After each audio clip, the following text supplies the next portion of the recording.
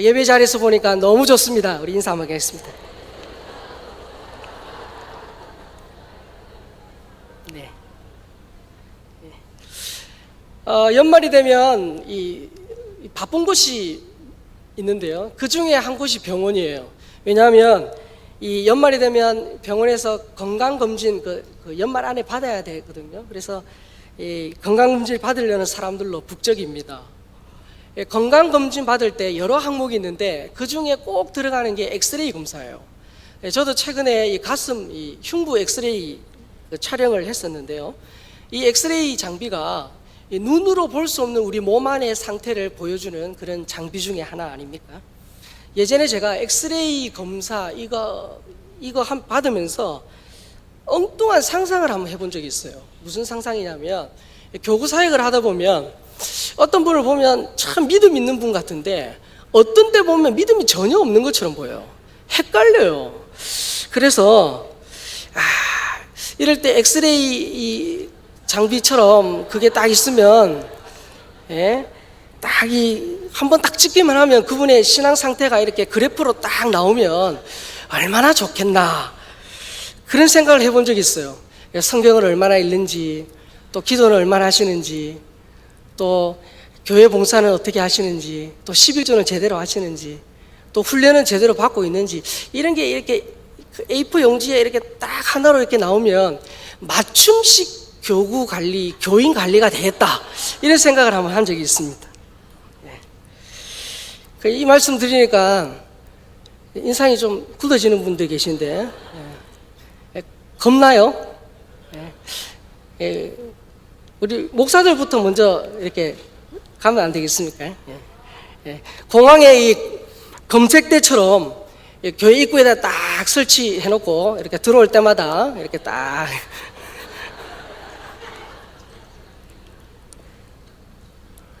여러분 걱정하지 마십시오. 이런 기계는 절대 안 나올 거예요. 왜냐하면 하나님께서 우리 교회가 그렇게 생각나면 가고 싶고 또 교회 가면 즐겁고 그래야 되는데 이런 기계가 있으면 마치 병원처럼 경찰서처럼 가고 싶지 않을 거 아니에요. 그래서 아마 하나님이 이런 기계는 허락지 않으시겠다.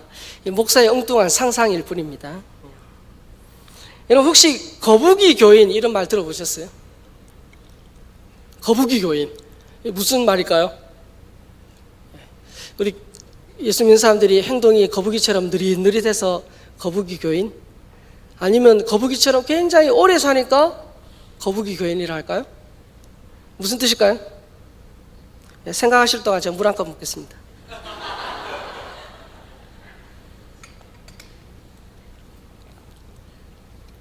여러분 새는요 아무것도 안 먹고도 9일을 산대요.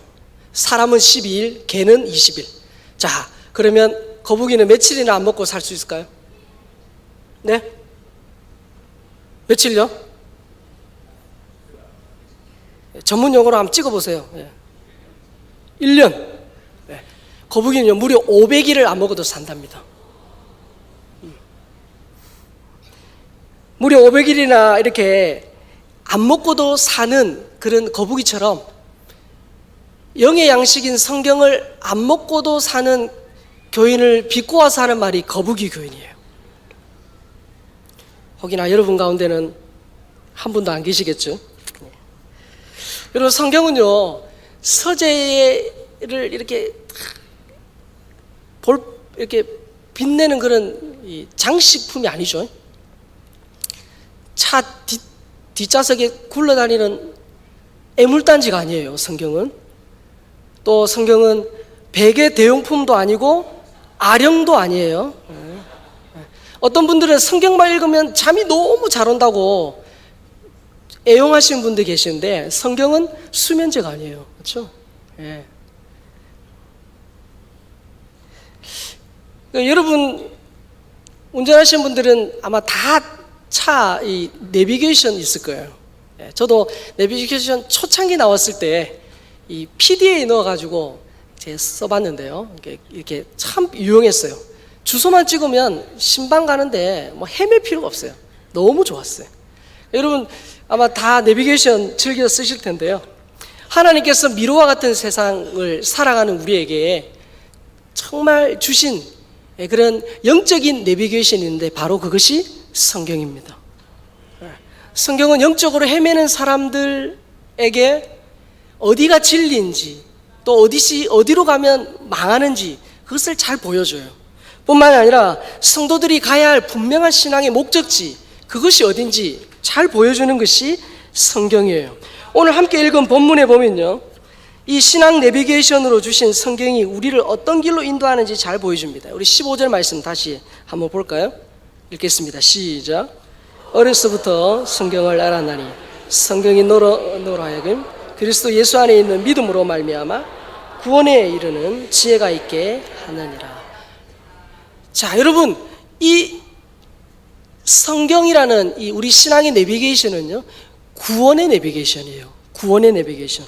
여러분, 성경은요, 이 성경은 시간적으로는 약 1600년 정도, 그리고 약 40여 명의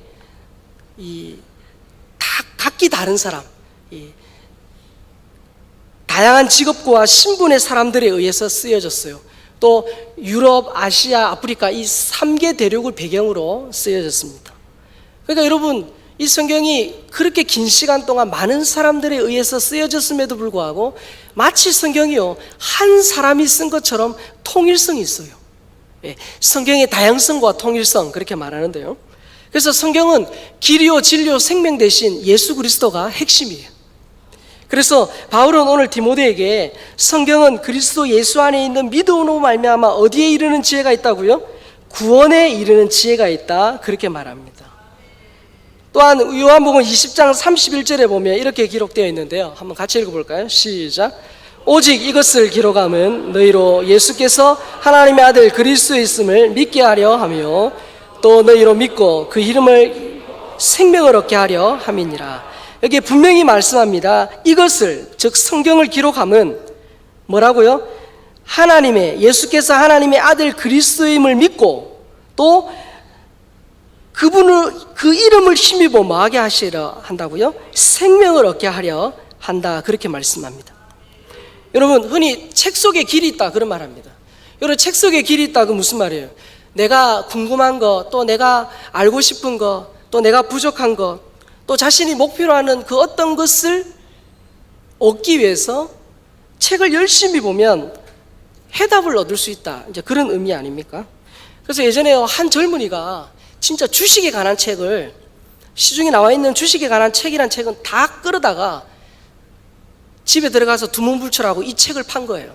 이 책을 막 달달달달 제가 읽고 연구해서 주식이 달인이 되었다, 그런 신문 기사를 본 적이 있는데요.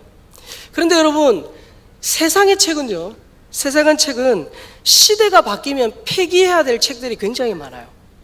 예를 들면 뭐 경제 이론이나 법학, 또 뭐 의학이나 이런 과학 분야 책들은요, 사회가 바뀌고 기술이 발달하면 이전의 그런 어떤 이론들을 뒤집는 새로운 이론이 발견되잖아요. 그러면은 이전의 그런 잘못된 이론, 잘 알지 못했던 이론을 바탕으로 쓴 책들은요, 오히려 그 책이 남아있으면 사람들을 더 혼란스럽게 해요. 그래서 그 책들은 다 버려야 합니다.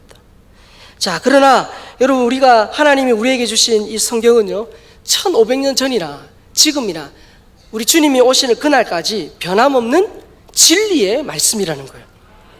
성경은 시대나 지역이나 인종 상관없이 분명한 우리에게 구원의 길을 제시한다는 거예요. 예수 그리스도께서 십자가에 우리 죄를 위하여 돌아가셨어요. 그 예수님을 마음으로 믿어 의에 이르고 입으로 시인하여 구원에 이른다, 그렇게 말씀합니다. 그래서 예수님은 요한복음 14장 6절에서 분명하게 선언하시죠. 같이 읽어봅시다. 시작.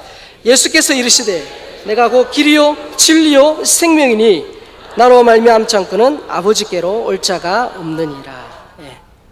여러분, 1827년 인디애나 주지사의 아들로 태어나서 나중에 변호사가 되고 나중에 남북 전쟁 때 북군의 장군으로 활약했던 그런 루이스 윌리스라는 사람이 있습니다.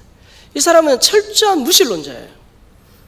그래서 이 사람은 예수가 하나님의 아들이 아니고 한낱 인간의 아들이다, 그리고 사람들이 예수는 메시아다, 또 초능력자다, 뭐 이런 말이 다 거짓이라고 생각했습니다. 그래서 이 사람이 성경의 이 허구성을 내가 밝혀서 이 성경이 잘못된 책이다, 그리고 내가 기독교를 반박해야겠다, 그런 목적을 가지고 성경을 읽기 시작했습니다.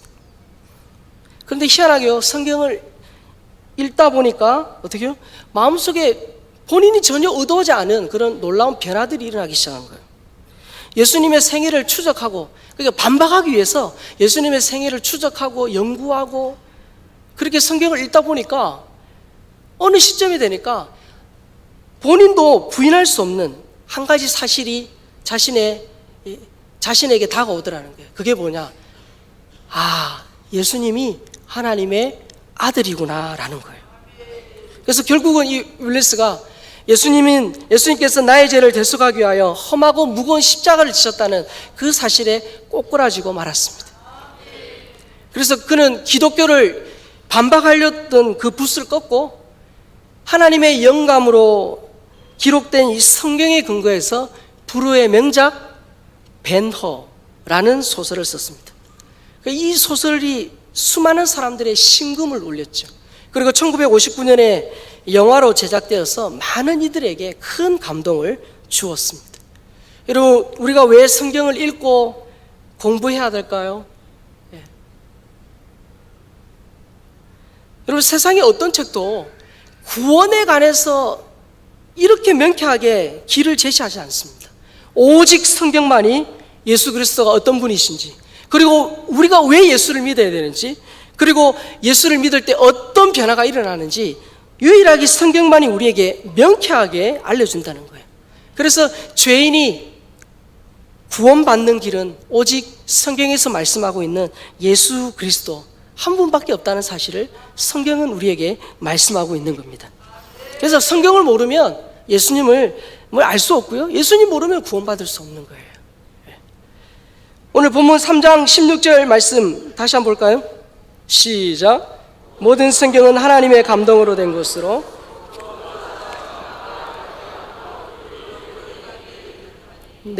거기 보면 교훈, 책망, 바르게 함, 의로 교육이 나오죠. 성경의 내용들입니다. 여러분, 성경은 구원의 내비게이션일 뿐만 아니라 예수 믿은 사람이 성장하도록 하는 그런 이 길잡이가 됩니다. 여러분, 국가에서 무료로 실시하는 영유아 건강검진, 아마 우리 어린 자녀들 두신 분들은 다 아마 아실 거예요. 저희 아들이 지금 9살인데요 옛날에 20개월 정도 됐을 때 이 영유아 건강검진을 하러 갔어요. 그래요, 뭐 이런 검사 저런 검사 뭐 다 하고 의사 선생님이 하시는 얘기가 아예 키가 또래보다 좀 작다 그러더라고요. 그래서 그래, 아빠 보면 뭐 그럴 수도 있겠다 뭐 그런 생각을 하긴 했어요. 근데 뭐 지금 20개월짜리가 뭐 키가 좀 작다고 뭐 계속 키가 작은 거 아니니까 제가 걱정은 하지 않았는데 왠지 조금 미안하긴 하더라고요. 그래서 여러분, 예수님을 영접하면요 영적으로 태어난 거예요. born again, 출생한 거잖아요. 영적으로 태어난 거예요. 자, 영적으로 태어났으면 어떻게 해야 돼요? 성장해야 돼요. 성장해야 돼요. 아이가 돌이 지나고 또 유치원에 갈 나이가 됐는데도 여전히 누워있다, 또 막 뛰고 막 날아다녀야 할 나이에 여전히 기어다닌다, 그러면 그것보다 끔찍한 일이 없습니다. 여러분, 아이가 성장하려면 편식하지 않고 잘 먹어야 돼요. 그렇죠? 그리고 잘 놀아야 돼요. 그리고 밤에 잘 자야 돼요. 그리고 엄마 아빠 또 이 사랑도 듬뿍 받아야 됩니다. 그래야 전인이 건강하게 잘 자랄 수 있습니다. 여러 가지 이 아이가 자라는 데 있어서 그런 요소들이 필요하지만 그 중에서도 결코 빼놓을 수 없는 게 충분히 잘 먹어야 된다는 거예요. 충분한 영양 공급이 있어야 된다. 우리 북한 우리 어린아이들 보면 잘 알 수 있잖아요. 여러분, 신앙 성장도 마찬가지예요. 영적으로 갓 태어났어요. 자, 갓 태어난 성도가 시간이 지나면 걸음마를 하고 걷고 뛰고 어른이 되어서 어떻게 해요? 교회에서 일도 하고 남도 섬기고 그래야 되잖아요. 그러려면 여러 가지 조건이 있어야 돼요. 그 중에 빼놓을 수 없는 것이 바로 영적인 양식인 이 성경을 꼭 정기적으로 많이 먹어야 한다는 사실입니다. 여러분 16절에서요 성경 이 하나님 말씀이 뭐라고 말하죠? 교훈, 책망, 바르게 함, 의로 교육하기에 유익하다 그렇게 말하죠. 이것이 바로 성경에 갓 태어난 아기 성도가 어른 성도가 되는데 필요한 영양소라는 거예요. 여러분 우리 내비게이션 켜고 그렇게 운전하다 보면 뭐 계속해서 쉴 새 없이 얘기하잖아요. 그래서 아내 말과 내비게이션 말만 잘 들으면 인생이 풀린다 뭐 그런 얘기도 하는데 이런 말 나오잖아요. 뭐 속도를 줄이세요. 또 그다음에 요 앞이 급커브가 있으니까 서행하십시오. 또는 여기 지금 어린이 보호구역이니까 속도를 줄이십시오. 뭐 그런 얘기 하잖아요. 그러니까 꼭 우리가 안전 운전을 할 때 필요한 그런 내용들을 계속 말해주는 거예요. 성경도 마찬가지예요. 성경에는요, 자, 이 길이 예수 그리스도께로 가는 길이야. 이 길이 정말 이 길을 가야 너도 건강하고 너 인간관계도 깨어지지 않고 너희 가정도 행복해. 이 길로 가라는 교훈이 들어있어요. 성경에 교훈이 들어있어요. 자, 그 다음에 야, 너 지금 이 길로 가면 이 길 끝에는 죽음의 낭떠러지야. 너 이 길로 가면 몸도 상하고 너 가정도 깨어져. 너 이 길로 계속 가면 큰일 나. 그러는 어때요? 책망의 말씀이 성경에 들어있어요. 그리고 야, 그 길에서 빨리 나와. 그 길 아니야. 이 길이야. 이 길. 바로 잡는 바르게 함의 길도 있습니다. 그리고 어떻게 야, 그래. 이 길 계속 가면 반드시 너는 잘 돼. 이 길 계속 가면 반드시 하나님이 너와 함께 하실 거야 라는 의로 교육하기에 유익한 말씀이 성경에 들어있다는 거예요. 그러니까 여러분 우리가 성경을 통해서 내가 무엇이 교훈인지 또 책망인지 바르게 함인지 의로 교육함인지를 수시로 우리에게 알려준다는 말씀이죠. 그래서 여러분 성경이 하라고 하는 건 열심히 하면 돼요. 그 다음에 성경이 하지 말라고 하는 것은 안 하는 것이 뭐예요? 지혜예요. 그래서 성도는 성도의 훈련 지침서일 뿐만 아니라 성도의 행복의 매뉴얼이에요. 그래서 그 매뉴얼대로 살다 보면 행복해지고 신앙생활도 너무너무 즐거워지는 거예요. 여러분 본문 3장 17절 말씀 다시 볼까요? 이는 하나님의 사람으로 온전하게 하며 모든 선한 일을 행할 능력을 갖추게 하려 함이라. 성경은 구원의 길일 뿐만 아니라 자라게 하는 길이고요. 또 자란 사람이 성숙해 하는 그런 내비게이션이에요. 요즘 아이들을 참 잘 먹잖아요. 맞죠? 잘 먹어요. 잘 먹어서 하는 짓은 보면 초등학생인데 덩치는 중학생인. 그래서 뒤에서 보면 분명히 고등학생 같은데 뒤에서 보면 막 어른 같은데 중학생인 애들도 있고 그래요. 애들이 워낙 잘 먹어서 그래요. 그래서 예전에 정부에서 한국, 중국, 일본 이 중학생들을 대상으로 체력 실태 조사를 했어요. 그래서 키는 얼마나 되고 몸무게는 얼마나 되고 뭐 이런 것을 다 조사를 했습니다. 그래서 여러분 결과가 어떻게 나왔을까요? 한국의 중학생들이 중국이나 일본의 중학생들보다 키는요 1cm에서 2cm 더 크대요. 그런데 멀리뛰기나 또 달리기 같은 이런 체력 검사를 했는데 한국 중학생들이 일본이나 중국 중학생들보다 체력은 떨어진 것으로 그렇게 결과가 나왔어요. 그래가지고 부랴부랴 일선 학교에서 아이들 더 운동시켜야 된다. 그래가지고 이렇게 막 다양한 방법을 강구하고 그랬던 적이 있어요. 체력과 체격, 체격은 커졌는데 체력은 떨어지는 이런 현상이, 이 부조화 현상이 일어났어요. 체격은 더 커졌는데 체력은 오히려 떨어지는 그런 기이한 현상, 이것이요 중학생들에게만 나타나는 것이 아니라 우리 신앙생활을 하는 우리에게도 나타날 수 있습니다. 신앙의 연수가 늘어나요. 그래서 사람들에게 불리는 어떤 직분의 수도 늘어나요. 또 교회 안에서 여러 가지 그런 일들을 하면서 교회의 어떤 경력도 쌓여져 갑니다. 그런데 뭐 이런 것들이 나쁘다는 게 아니에요. 예, 안 하는 것보다 훨씬 좋은 일입니다. 그러나 커진 그런 신앙의 덩치만큼 신앙의 인격 또한 그만큼 성수가 있는가?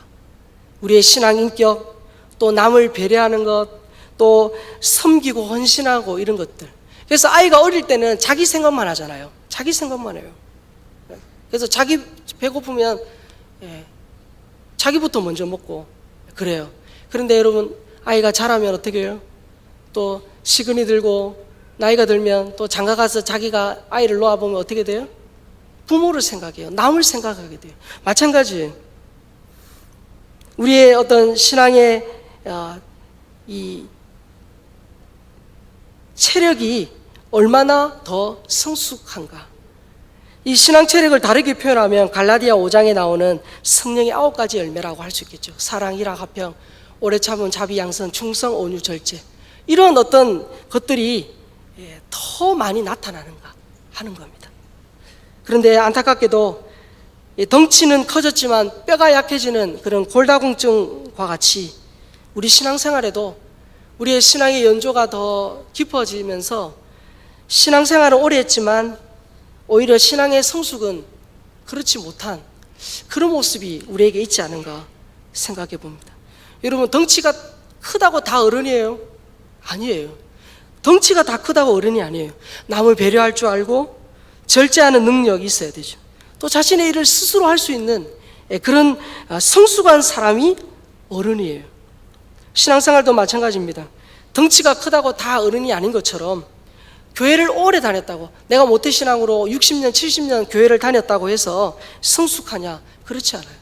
성숙은요, 시간의 결과물이 아니고 하나님 말씀의 결과물이에요. 내가 얼마나 말씀을 사모하고 말씀대로 사느냐, 그 말씀에 순종하느냐, 그것이 나를 성숙해 하는 비결이라는 사실이죠.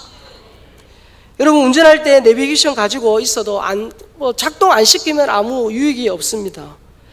여러분, 우리 목포 시내 여기 왔다 갔다 하는 거는 내비게이션 없어도 돼요. 우리가 잘 아는 그런 익숙한 길이니까 그냥 가도 돼요. 그러나 우리의 인생길은요, 우리가 늘 다니는 이런 도로가 아니에요. 언제 어떤 장애물이 나타날지, 어떤 돌발 상황이 있을지 모르는 것이 우리 인생이에요. 누구도 살아보지 않았어요. 그래서 미로 같은 세상에서 성경은 반드시 있어야 할 우리의 인생의 나침반이라는 사실입니다. 여러분, 우리 교회 다니는 분 치고 성경 이거 중요하다 모르는 분이 누가 있어요? 맞죠? 유치부 우리 아이들도 다 알아요. 그런데 문제는 아무리 좋은 성경이라도 내 것으로 만들지 않으면 무용지물이라는 것이에요. 그래서 계시록 1장 3절에 이렇게 말씀합니다. 우리 한번 같이 읽어볼까요? 시작. 이 예언의 말씀을 읽는 자와 듣는 자와 그 가운데 기록한 것을 지키는 자는 복이 있나니 때가 가까움이라. 여러분, 집안까지 전기가 들어와요. 우리 다 들어와요. 그럼에도 불구하고 전원 플러그를 꽂지 않으면 전기 쓸 수 없어요. 마찬가지입니다. 성경이 아무리 좋아도, 또 우리 집에 성경이 10권, 또 주석 성경이 있고 엄청 비싼 좋은 성경이 있어도 이 성경 읽지 않으면, 또 듣지 않으면, 또 오늘 계시록의 말씀처럼 지키지 않으면 안 된다는 사실이에요. 그래서 말합니다. 읽는 자와 듣는 자와 그 가운데 기록한 것을 지키는 자가 뭐가 있다? 복이 있다. 그렇게 말씀합니다. 철로 역정의 저자였던 존 번연이 이런 말을 했어요. 한번 같이 읽어볼까요? 당신이 성경을 가까이 하면 할수록 성경은 당신이 죄에서 멀어지게 할 것이다. 당신이 죄를 가까이 하면 할수록 죄는 당신이 성경과 멀어지도록 할 것이다. 여러분, 우리가 어떻게 하면 죄 짓지 않을까? 어떻게 하면 죄와 구별된 삶을 살까? 그렇게 어떤 부정적으로 접근하는 것이 아니라 하나님 말씀대로 열심히 살다 보면 죄는 어떻게 된다고요? 나도 모르게 나와 멀리 떨어진다는 말씀이죠. 빌리 그레이 목사님 이런 말씀했어요. 우리에게 일어나는 문제의 90%는 하나님의 말씀인 성경을 읽지 않는 데서 생깁니다. 그런 말을 했어요. 여러분 자녀에게 여러분들이 인생을 살면서 참 산전수전, 공중전, 우주전 다 겪으셨잖아요. 그래서 정말 여러분들이 인생을 살면서 정말 자녀가 잘 되기를 바라는 마음으로 여러분들이 인생의 그런 어떤 이 쓴맛, 단맛 다 그런 것들을 이렇게 기록을 했다. 그래서 세상 살 때 이거 조심해야 된다. 그리고 이것은 꼭 지켜라. 여러분들이 만약에 정말 평생을 그렇게 심혈을 기울여서 그것을 다 기록해서 여러분들이 이제 천국 가시기 전에 자녀 손에 딱 들려주면서 이대로 해. 이대로 하면 너 반드시 잘 될 거야. 기도하면서 이대로 살아. 그래 줬어요. 그런데 그 자녀가 그걸 받아들고 그걸 읽어보지도 않은 채 그것을 그냥 불에다 태워버렸다. 그럼 여러분 어떤 생각이 드시겠어요? 예? 뭐 죽었으니까 뭐 할 말이 없나요? 여러분 얼마나 속상하겠어요. 마찬가지예요. 여러분 성경에요. 우리가 어떻게 하면 구원받는지, 또 어떻게 하면 우리가 인간관계를 잘 맺을 수 있는지, 어떻게 하면 인생을 행복하게 살 수 있는지 여기 다 기록해놨어요. 다 있어요. 삶의 구체적인 정황, 이거 할까요? 저거 할까요? 그거는 없어도 원리가 있어요. 대원리. 어떻게 하면 잘 되는지 원리가 다 들어있어요. 그 원리를 적용해서 삶의 구체적인 부분들은 적용하며 살면 돼요. 있는데 우리가 성경을 읽지 않는다, 듣지 않는다, 이 성경대로 살지 않는다. 하나님이 보시면서 얼마나 통탄해 하실까? 에스라 7장 10절에 이런 말씀이 있습니다. 같이 읽어봅시다. 에스라 7장 10절입니다. 시작. 에스라가 여호와의 율법을 연구하여 준행하며 율례와 규례를 이스라엘에게 가르치기로 결심하였었더라. 여러분 성경과 관련해서 모델을 삼을 수 있는 그런 인물이 참 많은데요. 그 중에 한 사람이 에스라예요. 에스라는 바벨론 포로 70년 지나고 난 이후에 하나님의 그런 그 약속을 따라 다시 이스라엘 본토로 귀국한 그런 사람, 지도자 아닙니까? 예루살렘으로 돌아온 에스라는요, 백성들을 말씀으로 개혁시키는 일에 생명을 겁니다. 그래서 에스라의 결심이 뭐예요? 에스라가 여호와의 율법을 어떻게 했다고요? 연구했다. 본인이 연구했어요. 무엇이 진리인지 연구했어요. 그리고 뭐 했다고요? 본인이 준행했대요. 연구한 말씀을 자기가 지켜봤대요. 지켰대요. 그리고 그 지킨 말씀을 따라서 뭐 했다고요? 그 율례와 규례를 이스라엘에게 뭐 했다고요? 가르쳤다. 그렇게 말했습니다. 본인이 연구 안 하고 지킬 수 없어요. 또 연구만 해놓고 자기는 안 지키면서 남 보고 지키라 그렇게 말하지 않았어요? 연구했어요. 준행했어요. 그리고 어떻게 했어요? 자기만 그렇게 했느냐? 아니에요. 어떻게 했어요? 백성들에게 가르쳤어요. 왜? 그렇게 가르쳐야 백성들이 어떻게 해요? 다시금 포로로 잡혀가는 그런 비극적인 운명을 맞이하지 않기 때문에 그가 그렇게 했다는 거예요. 저는요, 정말 저를 포함한 우리 모두가 다 에스라처럼 정말 성경을 연구하고 또 그 연구한 그 말씀대로 살고 또 그 말씀을 자녀에게, 이웃에게, 우리 후세대들에게 그렇게 가르치는 에스라와 같은 사람이 되어야 한다고 생각합니다. 여러분 성경은요, 퍼내도 마르지 않는 진리의 셈입니다. 세상의 책은요, 한 번 읽으면 그냥 족한 책이 있어요. 또 어떤 책은요, 와, 이 책 괜히 샀다 이런 책도 있어요. 그리고 어떤 책은 한 두세 번 정도 이렇게 읽으면 이렇게 딱 이렇게 좋은 책들이 있어요. 반면에 성경은요, 평생 읽고 공부하고 연구하고 암송하고 묵상하고 해도 이 태산과 같은 하나님의 말씀의 이 진리의 정말 일부분 깨닫고 가면 많이 깨닫고 가는 거예요. 그만큼 이 성경은요, 정말 그 진리가 무궁무진하다는 거예요. 어제 성경 읽었어요. 오늘 동일한 부분 오늘 읽었는데 어제 깨닫지 못했던 새로운 사실을 하나님이 깨닫게 하시는 거예요. 이 성경이요, 평생을 읽어도 마르지 않는 그런 진리의 셈이라는 사실입니다. 그래서 성경을 배우는 데는 그 누구도 졸업이 없어요. 졸업이 없어요. 우리가 2015년에 끝자락에 서 있습니다. 이제 2015년 이제 마지막이에요. 올해도 아마 여러분 연초에 성금 연신 예배 드리면서 성경을 내가 몇 번 보겠다 아마 약속하신 분 계실 거예요. 얼마나 성경을 읽으셨는지. 제가 행커하면서 우리 훈련생들에게 그런 고민을 했어요. 적어도 우리 나이만큼은 성경을 읽고 천국 가자. 그런 권면을 한 적이 있는데, 이제 2016년 이제 우리가 새해 계획을 세우면서 우리가 좀 더 성경에 대해서 본인이 개인적으로 읽고 듣고 연구하고 이 말씀대로 살 수 있는 그 부분에 더 주안점을 두고 새해 계획을 세우면 좋겠어요. 그러면 성경을 읽는 만큼, 또 성경을 연구하는 만큼, 성경을 듣는 만큼, 그 말씀대로 사는 만큼 우리의 인생은 더 맑고 밝아질 겁니다.